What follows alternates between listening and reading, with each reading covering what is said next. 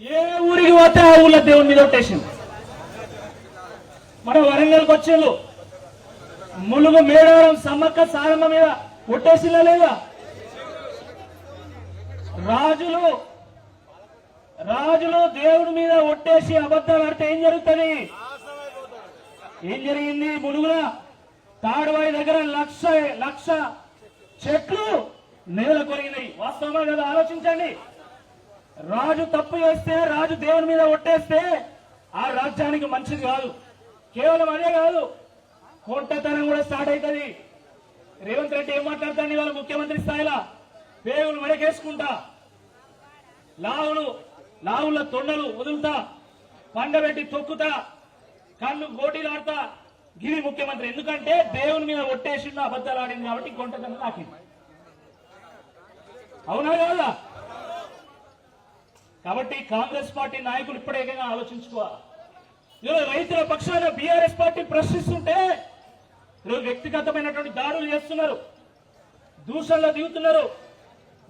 మొన్న హరీష్ రావు గారు వరద బాధితుల కోసం అక్కడ ఖమ్మం పోతే ఆయన కాన్వాయ్ మీద దాడి చేసింది.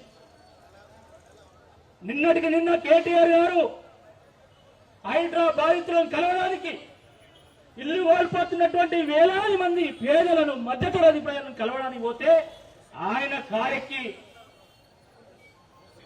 దాడి చేయడం జరిగింది. ఇక నిన్న చూసింది మీరు కొండా సురేఖ గారు ఏం మాట్లాడినో మీరు చూసిండ్రు. వీళ్ళు మంత్రుల, ఇక మహిళనా? వరంగల్ ఇజ్జత్ పోతుంది.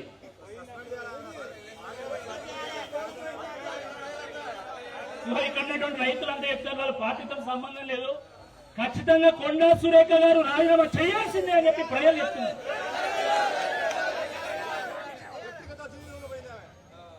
ఆమె అంటే అన్నది మళ్ళా సిగ్గు లేకుండా మేము సమ్మక్క సారాలమ్మ వారసులం, రాణి రుద్రమాదేవి బిడ్డలం అని చెప్తారు. మా వరంగల్ పేరు చెప్పడానికి మీకు కనీస అర్హత కూడా లేదని చెప్పి ఈ సందర్భంగా గుర్తు చేస్తా ఉన్నాను.